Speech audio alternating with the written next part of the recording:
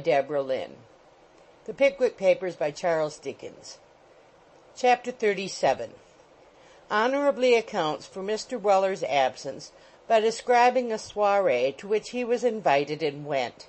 Also relates how he was entrusted by Mr. Pickwick with a private mission of delicacy and importance. "Mr. Weller," said Mrs. Craddock upon the morning of this very eventful day, "here's a letter for you." "Wery odd, that," said Sam. "I'm afeard there must be somethin' the matter, for I don't recollect any gentleman in my circle of acquaintance as is capable o' writin' one." "Perhaps something uncommon has taken place," observed Mrs. Craddock. "It must be somethin' wery uncommon indeed, as could produce a letter out o' any friend o' mine," replied Sam, shaking his head dubiously. "Nothin' less than a nat'ral conwulsion, as the young gentleman observed, ven he was took with fits." "It can't be from the governor," said Sam, looking at the direction. "He always prints, I know, 'cause he learnt writin' from the large bills in the booking offices. It's a wery strange thing now where this here letter can a come from." As Sam said this, he did what a great many people do when they are uncertain about the writer of a note: look at the seal, and then at the front, and then at the back, and then at the sides, and then at the superscription, and, as a last resource, thought perhaps he might as well look at the inside and try to find out from that. "It's wrote on gilt-edged paper," said Sam, as he unfolded it, "and sealed in bronze vax with the top of a door key. Now for it." And with a very grave face Mr. Weller slowly read as follows: "A select company of the Bath Footmen presents their compliments to Mr. Weller, and requests the pleasure of his company this evening to a friendly soiree consisting of a boiled leg of mutton with the usual trimmings. The soiree to be on table at 9:30 o'clock punctually." This was enclosed in another note, which ran thus: "Mr. John Smauker, the gentleman who had the pleasure of meeting Mr. Weller at the house of their mutual acquaintance, Mr. Bantam, a few days since, begs to enclose Mr. Weller the herewith invitation. If Mr. Weller will call on Mr. John Smauker at 9 o'clock, Mr. John Smauker will have the pleasure of introducing Mr. Weller. Signed, John Smauker." The envelope was directed to Weller, Esquire, at Mr. Pickwick's, and in a parenthesis in the left-hand corner were the words "Airy Bell," as an instruction to the bearer. "Vell," said Sam, "this is comin' it rayther powerful, this is. I never heerd a biled leg o' mutton called a swarry afore.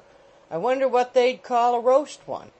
However, without waiting to debate the point, Sam at once betook himself into the presence of Mr. Pickwick, and requested leave of absence for that evening, which was readily granted.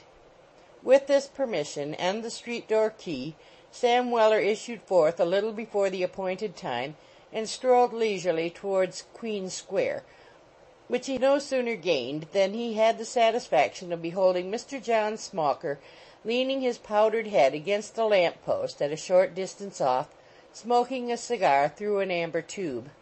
"How do you do, Mr. Weller?" said Mr. John Smauker, raising his hat gracefully with one hand, while he gently waved the other in a condescending manner. "How do you do, sir?" "Why, reasonably convalescent," replied Sam. "How do you find yourself, my dear feller?" "Only so," said Mr. John Smauker. "Ah, you've been a workin' too hard," observed Sam. "I was fearful you would. It won't do, you know. You must not give way to that 'ere uncompromisin' spirit o' yourn." "It's not so much that, Mr. Weller," replied Mr. John Smauker, "as bad wine. I'm afraid I've been dissipating." "Oh, that's it, is it?" said Sam. "That's a wery bad complaint, that." "And yet the temptation, you see, Mr. Weller," observed Mr. John Smauker.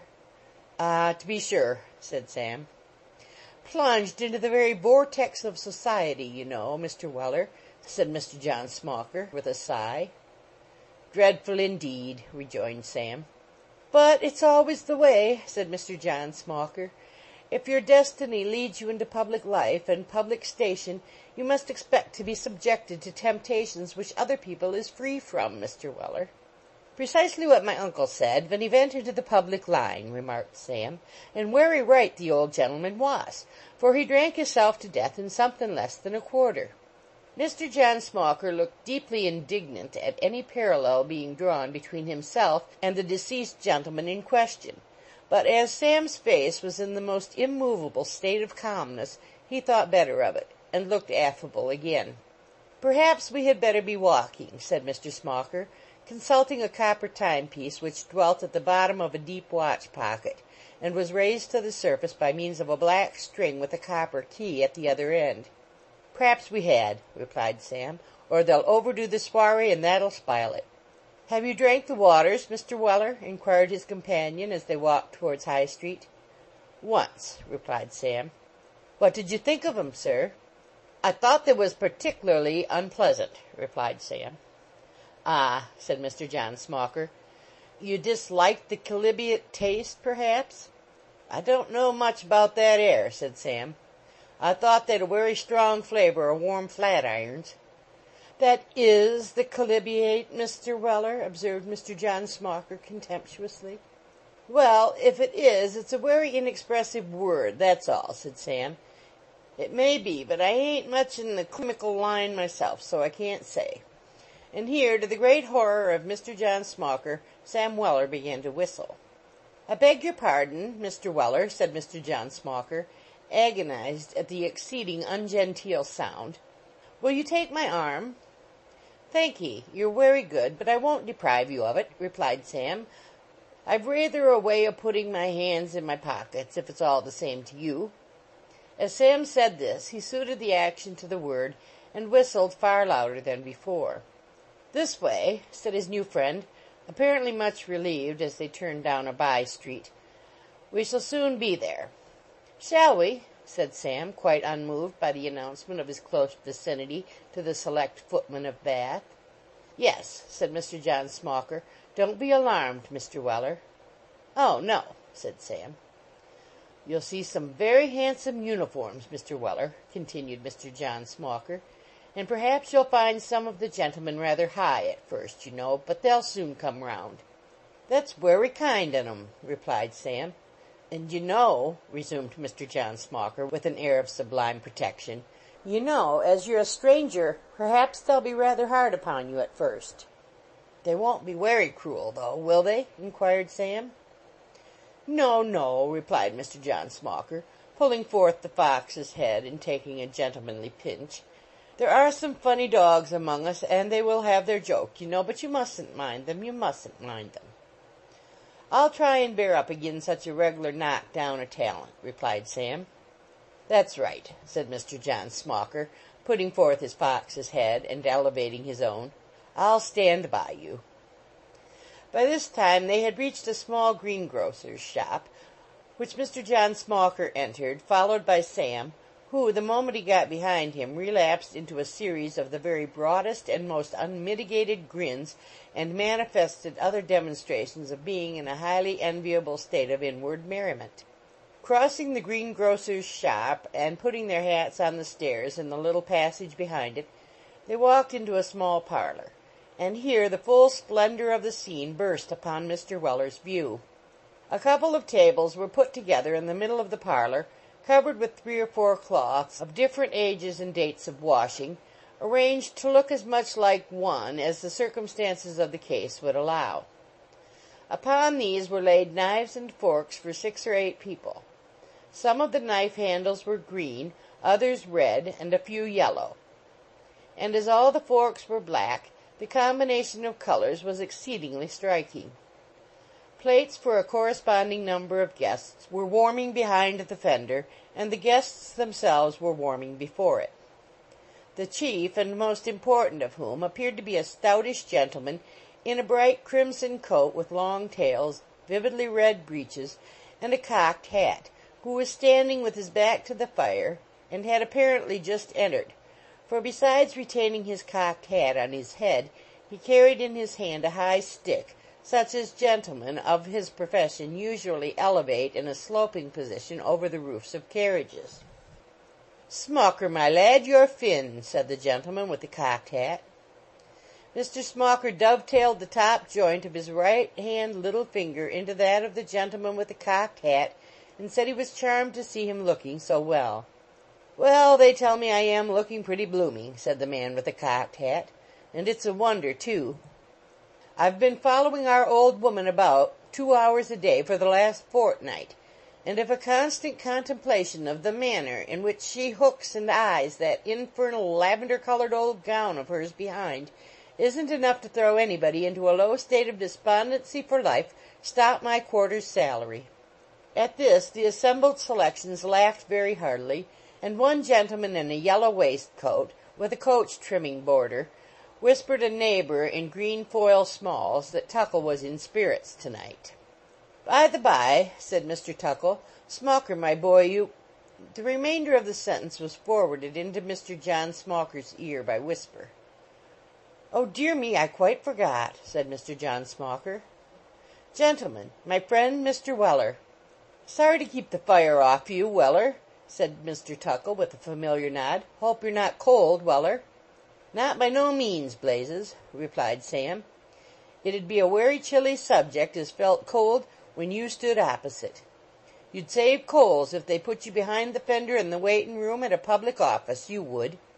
As this retort appeared to convey rather a personal allusion to Mr. Tuckle's crimson livery, that gentleman looked majestic for a few seconds, but gradually edging away from the fire, broke into a forced smile, and said it wasn't bad. "Wery much obliged for your good opinion, sir," replied Sam. "We shall get on by degrees, I dessay. We'll try a better one by and by."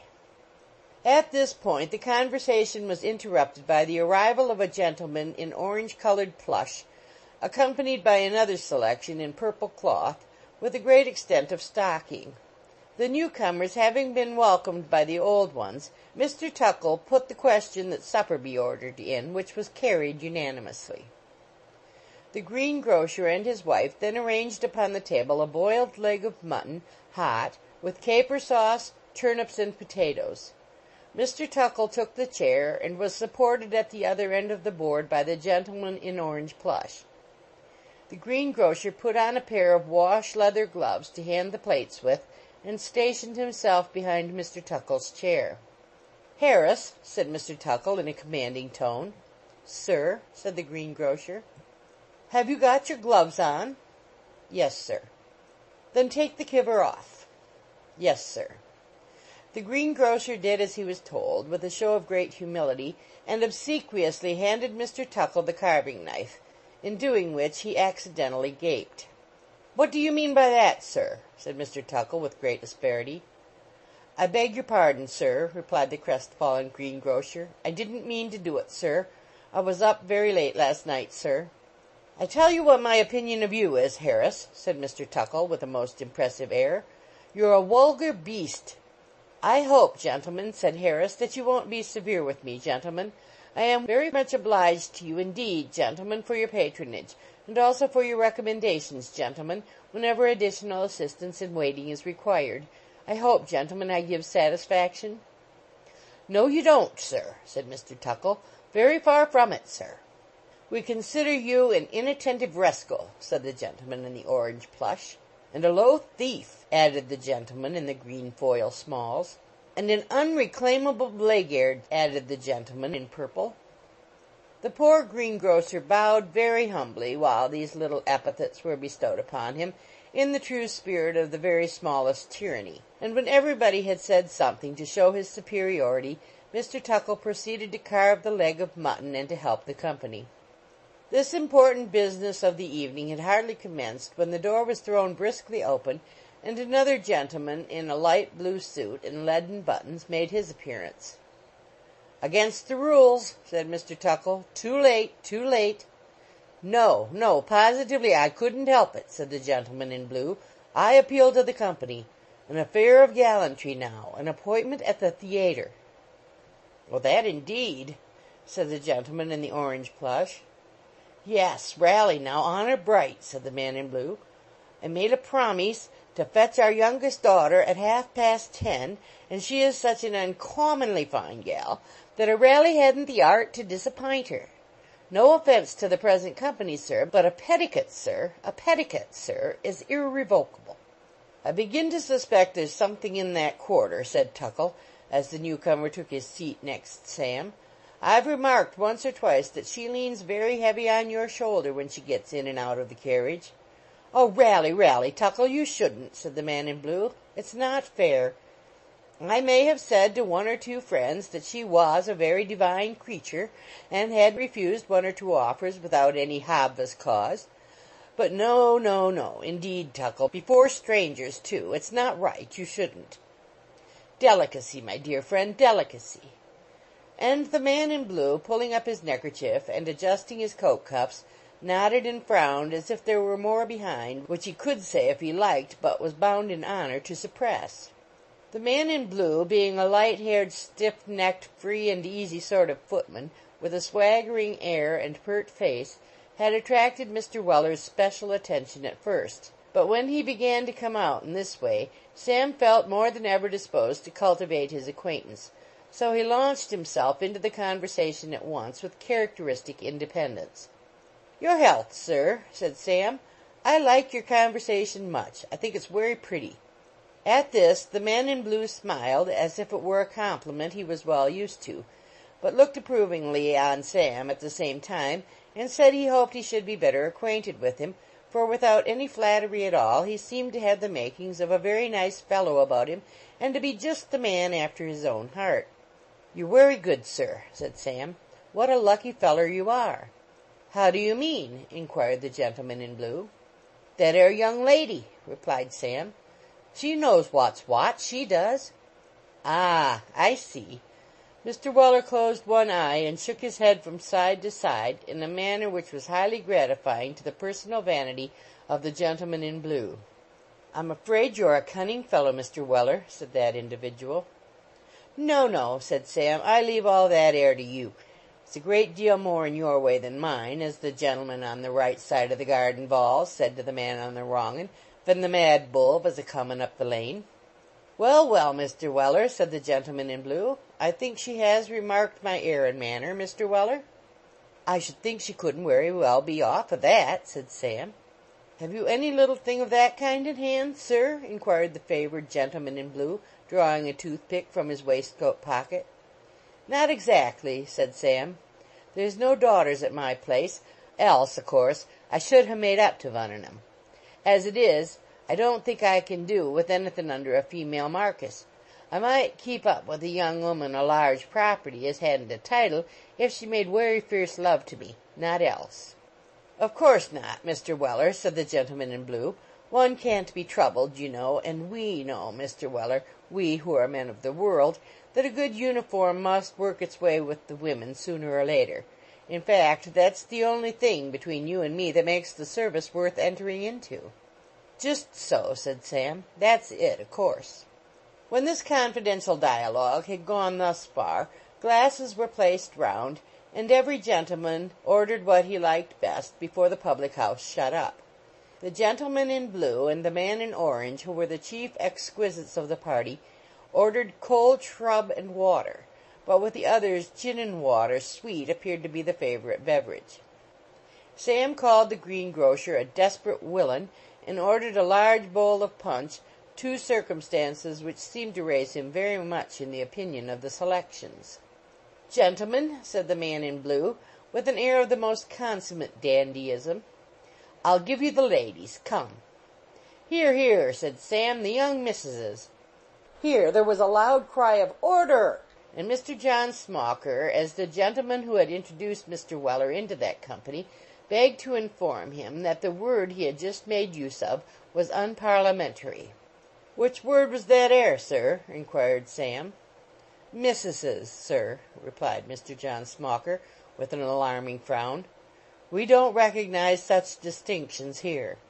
"Oh, wery good," said Sam. "Then I'll amend the obserwation and call 'em the dear creeters, if Blazes vill allow me." Some doubt appeared to exist in the mind of the gentleman in the green foil smalls, whether the chairman could be legally appealed to as Blazes, but as the company seemed more disposed to stand upon their own rights than his, the question was not raised. The man with the cocked hat breathed short and looked long at Sam, but apparently thought it as well to say nothing, in case he should get the worst of it. After a short silence, a gentleman in an embroidered coat reaching down to his heels, and a waistcoat of the same, which kept one half of his legs warm, stirred his gin and water with great energy, and putting himself upon his feet all at once by a violent effort, said he was desirous of offering a few remarks to the company, whereupon the person in the cocked hat had no doubt that the company would be very happy to hear any remarks that the man in the long coat might wish to offer.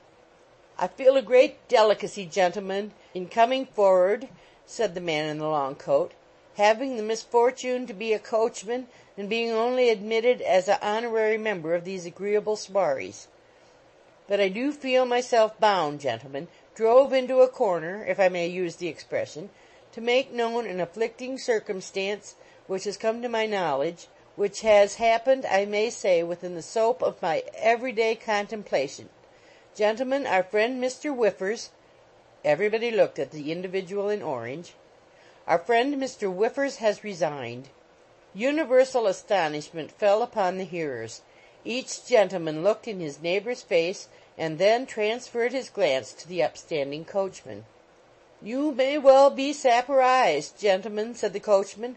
"I will not venture to state the reasons of this irreparable loss to the service, but I will beg Mr. Whiffers to state them himself, for the improvement and imitation of his admiring friends." The suggestion being loudly approved of, Mr. Whiffers explained. He said he certainly could have wished to have continued to hold the appointment he had just resigned. The uniform was extremely rich and expensive, the females of the family was most agreeable, and the duties of the situation was not, he was bound to say, too heavy. The principal service that was required of him being that he should look out of the hall window as much as possible in company with another gentleman who had also resigned. He could have wished to have spared that company the painful and disgusting detail on which he was about to enter, but as the explanation had been demanded of him, he had no alternative but to state, boldly and distinctly, that he had been required to eat cold meat. It is impossible to conceive the disgust which this avowal awakened in the bosoms of the hearers. Loud cries of "Shame!" mingled with groans and hisses, prevailed for a quarter of an hour. Mr. Whiffers then added that he feared a portion of this outrage might be traced to his own forbearing and accommodating disposition. He had a distinct recollection of having once consented to eat salt butter, and he had, moreover, on an occasion of sudden sickness in the house, so far forgotten himself as to carry a coal scuttle up to the second floor. He trusted he had not lowered himself in the good opinion of his friends by this frank confession of his faults, and he hoped the promptness with which he had resented the last unmanly outrage on his feelings to which he had referred would reinstate him in their good opinion if he had. Mr. Whiffers's address was responded to with a shout of admiration, and the health of the interesting martyr was drunk in a most enthusiastic manner. For this the martyr returned thanks, and proposed their visitor, Mr. Weller, a gentleman whom he had not the pleasure of an intimate acquaintance with, but who was the friend of Mr. John Smauker, which was a sufficient letter of recommendation to any society of gentlemen whatever, or wherever. On this account he should have been disposed to have given Mr. Weller's health, with all the honors, if his friends had been drinking wine, but as they were taking spirits by way of a change, and as it might be inconvenient to empty a tumbler at every toast, he should propose that the honors be understood. At the conclusion of this speech everybody took a sip in honor of Sam, and Sam, having ladled out and drunk 2 full glasses of punch in honor of himself, returned thanks in a neat speech. "Wery much obliged to you, old fellers," said Sam, ladling away at the punch in the most unembarrassed manner possible, "for this here compliment, which, comin' from sich a quarter, is wery overvelmin'. I've heerd a good deal on you as a body, but I will say that I never thought you was sich uncommon nice men as I find you air. I only hope you'll take care o' yourselves, and not compromise nothin' o' your dignity, which is a wery charmin' thing to see when one's out a walkin', and has always made me wery happy to look at, ever since I was a boy about half as high as the brass-headed stick o' my wery respectable friend Blazes there."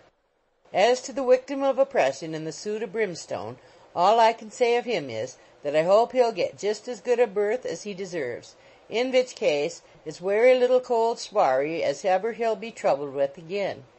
Here Sam sat down with a pleasant smile, and his speech having been vociferously applauded, the company broke up. "Why, you don't mean to say you are goin', old feller?" said Sam Weller to his friend Mr. John Smauker. "I must indeed," said Mr. Smauker. "I promised Bantam." "Oh, wery well," said Sam. "That's another thing. P'raps he'd resign if you disapp'inted him. You ain't a goin', Blazes." "Yes, I am," said the man with the cocked hat.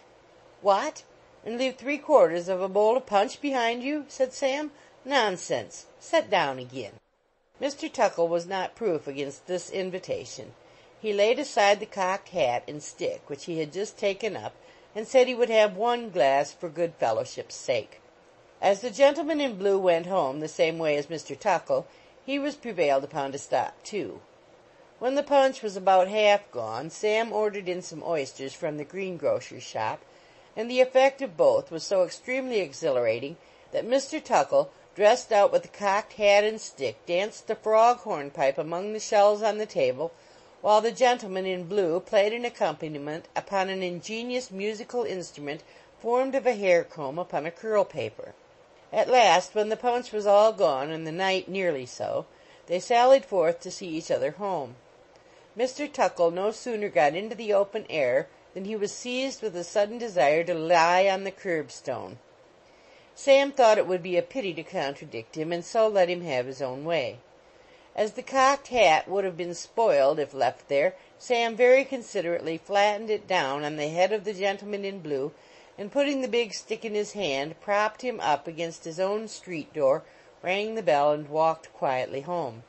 At a much earlier hour next morning than his usual time of rising, Mr. Pickwick walked downstairs completely dressed and rang the bell. "Sam," said Mr. Pickwick, when Mr. Weller appeared in reply to the summons, "shut the door." Mr. Weller did so. "There was an unfortunate occurrence here last night, Sam," said Mr. Pickwick, "which gave Mr. Winkle some cause to apprehend violence from Mr. Dowler." "So I've heerd from the old lady downstairs, sir," replied Sam. "And I'm sorry to say, Sam," continued Mr. Pickwick, with a most perplexed countenance, "that in dread of this violence Mr. Winkle has gone away." "Gone away?" said Sam. "Left the house early this morning without the slightest previous communication with me," replied Mr. Pickwick, "and is gone, I know not where." "He should ha' stopped and fought it out, sir," replied Sam contemptuously. "It wouldn't take much to settle that 'ere Dowler, sir." "Well, Sam," said Mr. Pickwick, "I may have my doubts of his great bravery and determination also, but however that may be, Mr. Winkle is gone. He must be found, Sam, found and brought back to me." "And s'pose he won't come back, sir?" said Sam. "He must be made, Sam," said Mr. Pickwick. "Who's to do it, sir?" inquired Sam with a smile. "You," replied Mr. Pickwick. "Wery good, sir." With these words Mr. Weller left the room, and immediately afterwards was heard to shut the street door. In 2 hours' time he returned with so much coolness as if he had been dispatched on the most ordinary message possible, and brought the information that an individual, in every respect answering Mr. Winkle's description, had gone over to Bristol that morning by the branch coach from the Royal Hotel. "Sam," said Mr. Pickwick, grasping his hand, "you're a capital fellow, an invaluable fellow. You must follow him, Sam." "Certainly, sir," replied Mr. Weller. "The instant you discover him, write to me immediately, Sam," said Mr. Pickwick. "If he attempts to run away from you, knock him down or lock him up. You have my full authority, Sam." "I'll be wery careful, sir," rejoined Sam. "You'll tell him," said Mr. Pickwick, "that I am highly excited, highly displeased, and naturally indignant at the very extraordinary course he has thought proper to pursue." "I will, sir," replied Sam. "You'll tell him," said Mr. Pickwick, "that if he does not come back to this very house with you, he will come back with me, for I will come and fetch him." "I'll mention that 'ere, sir," rejoined Sam. "You think you can find him, Sam?" said Mr. Pickwick, looking earnestly in his face. "Oh, I'll find him if he's anywhere," rejoined Sam with great confidence. "Very well," said Mr. Pickwick. "Then the sooner you go the better." With these instructions Mr. Pickwick placed a sum of money in the hands of his faithful servitor, and ordered him to start for Bristol immediately in pursuit of the fugitive. Sam put a few necessaries in a carpet bag, and was ready for starting. He stopped when he had got to the end of the passage, and walking quietly back, thrust his head in at the parlor door. "Sir," whispered Sam. "Well, Sam?" said Mr. Pickwick. "I fully understands my instructions, do I, sir?" inquired Sam. "I hope so," said Mr. Pickwick. "It's reg'larly understood about the knockin' down, is it, sir?" inquired Sam. "Perfectly," replied Pickwick. "Thoroughly. Do what you think necessary. You have my orders." Sam gave a nod of intelligence, and withdrawing his head from the door, set forth on his pilgrimage with a light heart. End of chapter 37.